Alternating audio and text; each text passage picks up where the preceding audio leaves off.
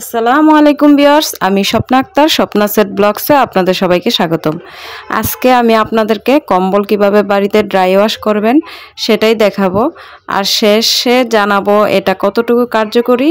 তো ভিডিওটি শেষ পর্যন্ত দেখার অনুরোধ রইল। তো শীতের শেষে যখন গরম পড়ে তখন আমরা কম্বল ওয়াশ করি। তো কম্বল ওয়াশ করার জন্য প্রথমে এই কম্বলটি বিছানার উপর বিছিয়ে নিতে হবে ভালোভাবে। বিছিয়ে নেওয়ার পর এই কম্বলটিকে আমরা উপরে যে হালকা একটা ময়লা থাকে সেটা যাওয়ার জন্য শোলার ঝাড়ু দিয়ে ভালোভাবে ঝেড়ে নিব। এই যে আমি ভালোভাবে ঝেড়ে নিচ্ছি, যেন উপরে যে হালকা একটা ময়লা থাকে বা বালু থাকে সেটা যেন চলে যায়। ঠিক আছে, তো এভাবে ঝেড়ে নেওয়া হয়ে গেলে তারপর আমি এই কম্বলটাকে ড্রাইভাবে ওয়াশ করার জন্য একটা বালতিতে পানি নিয়ে নেব পরিমাণ মতো। আর পানিটাতে এতটুকু নিতে হবে যেন একটা তোয়ালে এটাতে চুবিয়ে ভিজানো যায়, তারপর আবার সেটাকে চিপে নেওয়া যায়। তো সেজন্য এই যে আমি পানি নিয়েছি, এই পানিতে এখন আমি পরিমাণ মতো শ্যাম্পু নিয়ে নেব। তো এই যে শ্যাম্পু আমি বালতিতে দিয়ে দিচ্ছি। তো এই যেটা এরকম একটা তোয়ালে নিতে হবে, তবে সাদা নিলে ভালো হবে, তাহলে আপনি বুঝতে পারবেন ময়লাটা উঠছে কিনা বা যাচ্ছে কিনা। সেজন্য আমি একটা সাদা তোয়ালে নিয়ে নিয়েছি। তো এই যে পানিটাকে আমি ফেনা করে নিলাম, তারপর এটার মধ্যে তোয়ালেটাকে চুবিয়ে দিলাম।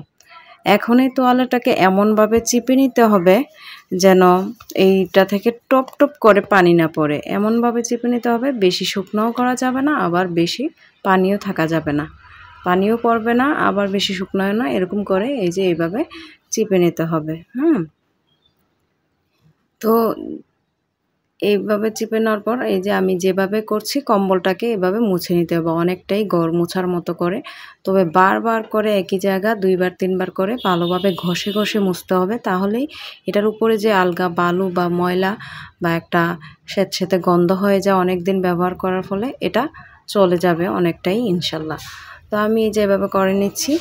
তো যদিও এটা পুরোপুরি ড্রাই ওয়াশের মতো হবে না, কিন্তু তারপরও আপনার কম্বল অনেকটাই পরিষ্কার হয়ে যাবে। এই যে এভাবে এক সাইড করার পর আরেক সাইড এভাবে কাছে কাছে এনে এভাবে করে ঘষে ঘষে পরিষ্কার করে নিতে হবে।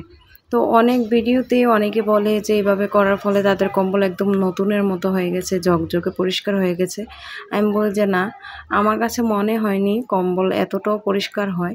তবে একবারে না করার থেকে এটা অনেকটাই বেটার হয়, আপনার কম্বল দুর্গন্ধমুক্ত হয়, আপনার কম্বল অনেকটাই পরিষ্কার বা ধোয়ার মতো লাগে, তবে পুরোপুরি না। তো আমি এটা করার পর এই যে আমার কম্বল করা হয়ে গেছে। তো আপনাদের যাদের রোদের ব্যবস্থা আছে তারা চাইলে এটা করার পর রোদে শুকিয়ে নিতে পারেন, বা যদি রোদের শুকানোর ব্যবস্থা না থাকে তো আপনারা চাইলে ফ্যানের বাতাসেও শুকিয়ে নিতে পারেন। এই যে আমি পরিষ্কার করে নিয়েছি আমার কম্বল। তো যদি আমার ভিডিওটি আপনাদের সবার কাছে ভালো লাগে তাহলে ভিডিওটিতে অবশ্যই একটি লাইক করে দিবেন, আর যদি কোনো কিছু জানার থাকে তাহলে কমেন্টে জানাবেন। তো সেই পর্যন্ত সবাই ভালো থাকবেন, সুস্থ থাকবেন, আর আমার চ্যানেলকে সাবস্ক্রাইব করে আমার পাশেই থাকবেন। আল্লাহ হাফেজ।